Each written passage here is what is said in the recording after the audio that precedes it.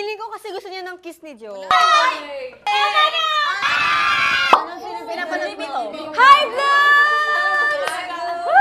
I'm with the girls and today, medyo chill lang yung schedule namin from all the rehearsals and guestings, finally! And ganito kasi, pag mga chill time namin, di ba, ang go-to namin, iced coffee. Yes. Nakikita nyo naman, lahat sila may iced coffee na. Ako wala pa, guys. Kailangan lang talaga namin ng refreshment. Panoorin niyo ako magtimpla, guys. Yay! Tapos haluin lang natin. Barista Joanna. Tapos pag tunaw na, lagyan natin ng cold water kasi nga iced coffee. Cheers!